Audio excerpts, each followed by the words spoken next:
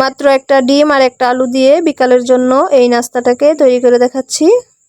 সমোসার মতো নাস্তাটাকে তৈরি করে নিতে পারবেন খুবই সহজভাবে অল্প কিছু উপকরণ দিয়ে।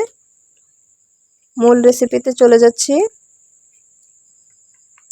নিয়ে নিয়েছি 1 কাপ পরিমাণ ময়দা, স্বাদ মতো লবণ দিয়ে দিচ্ছি। দিয়ে দেব 2 টেবিল চামচ রান্নার তেল। হাত দিয়ে ভালো করে ময়ান দিয়ে নিতে হবে। ময়ান দেওয়া হয়ে গেলে নরমাল পানি দিয়ে একটা ডো তৈরি করে নেব।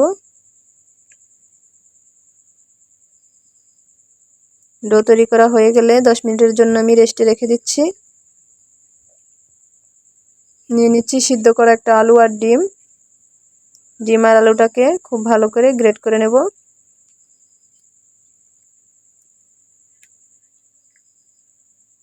একইভাবে ডিমটাকে গ্রেট করে নিচ্ছি।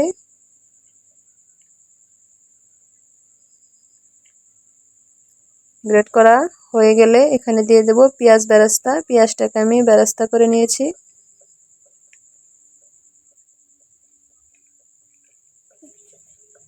দিয়ে দেব কাঁচামরিচ কুচি, স্বাদ মতো লবণ দিয়ে দিচ্ছি। আবারও ভালো করে মেখে নিচ্ছি। মাখা হয়ে গেলে একটা সাইডে রেখে দিচ্ছি। 10 মিনিট পরে ডোটাকে খুব ভালো করে হাত দিয়ে মথে নিয়েছি। 2টা ভাগে ভাগ করে নিয়েছি। 2টা রুটি তৈরি করে নেব।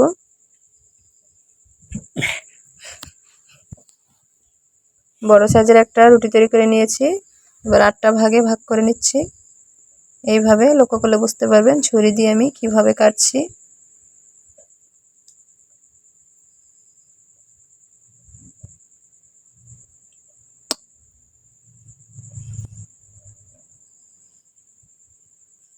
নাস্তাটা কিছুটা সমোসার মতো তৈরি করছি। সমোসার মতো তৈরি করার জন্য এইভাবে আগে 2টা কোণা ধরে নিতে হবে। হাতের আঙ্গুলে অল্প পরিমাণ পানি ভরিয়ে এইভাবে চেপে চেপে সিল করে দিতে হবে।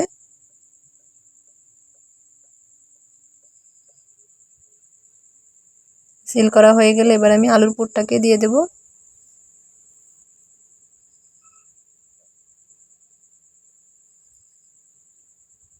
এইভাবে হাত দিয়ে চেপে চেপে মুখটাকে খুব ভালো করে সিল করে দিতে হবে।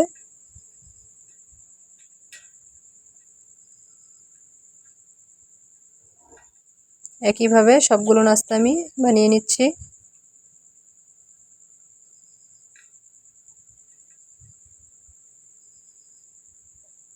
সবগুলো নাস্তা তৈরি করা হয়ে গেছে। এই পর্যায়ে তেলে ভেজে নেব। পরিমাণ মতো তেল দিয়ে তেলটাকে সামান্য একটু গরম করে এবার দিয়ে দিচ্ছি সমোসাগুলোকে। আসলে নাস্তাটা কিছুটা সমোসার মতো হয়ে গেছে, তার জন্য সমোসাই নাম দিয়ে দিলাম। একটা পাশ হয়ে গেলে আরেকটা পাশ আমি উল্টে দিচ্ছি।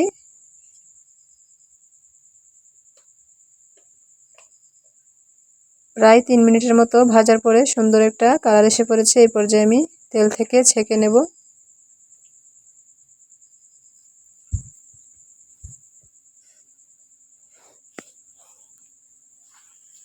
টিস্যু বা খাতার কাগজে এক্সট্রা তেলটাকে ঝরিয়ে নিচ্ছি। তৈরি হয়ে গেল বিকালের নাস্তার জন্য শর্টকাটভাবে এই সমোসার নাস্তাটা।